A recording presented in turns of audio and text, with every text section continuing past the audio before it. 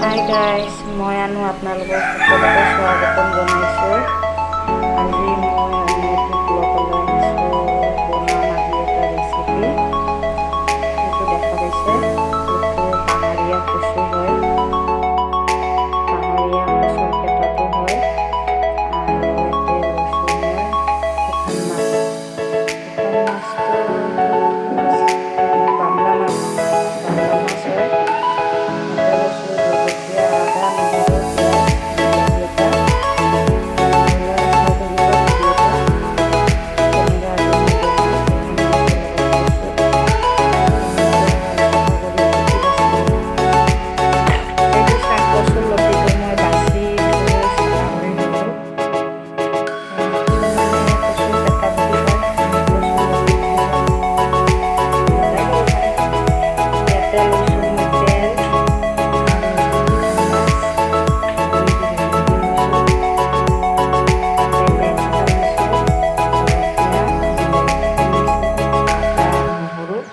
নহৰুটো মই অলপ থেতেলি লৈছোঁ, পিছা নাই।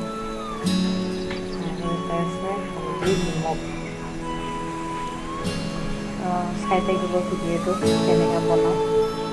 শুকান মাছ আৰু কচুৰ ৰেচিপিটো কেনেকৈ হয় চাব সম্পূৰ্ণ ভিডিঅ'টো। কেৰাহী গৰম হৈ গ'ল, এতিয়া মই ইয়াতে তেল ঢালি দিছোঁ। তেল গৰম হৈ গ'ল, প্ৰথমতে মই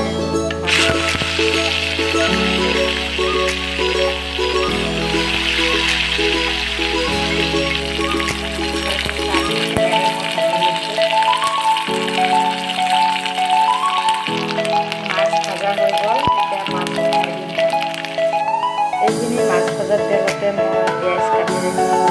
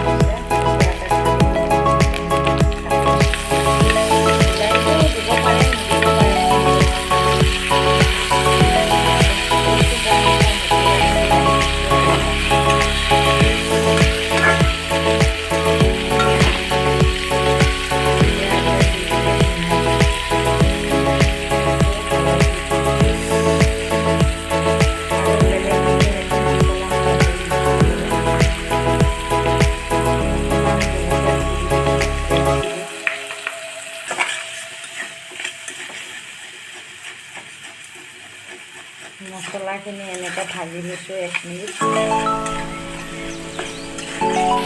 মছলা ভাজা হৈ গ'ল, এতিয়া মই ইয়াতে ঢালি দিম।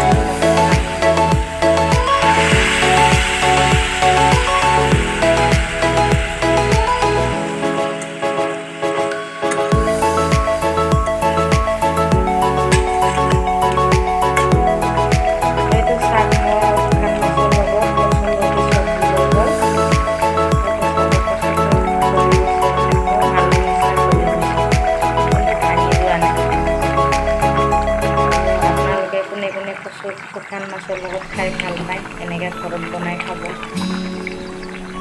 আৰু ভিডিঅ'টো চাব গোটেইখিনি। এতিয়া হৈ গ'ল, মই অলপ চুৰু ৰাখিছোঁ, আৰু শুকান কৰিব পাৰে, কিন্তু মই ৰাখিছোঁ, বেছি শুকান নকৰোঁ।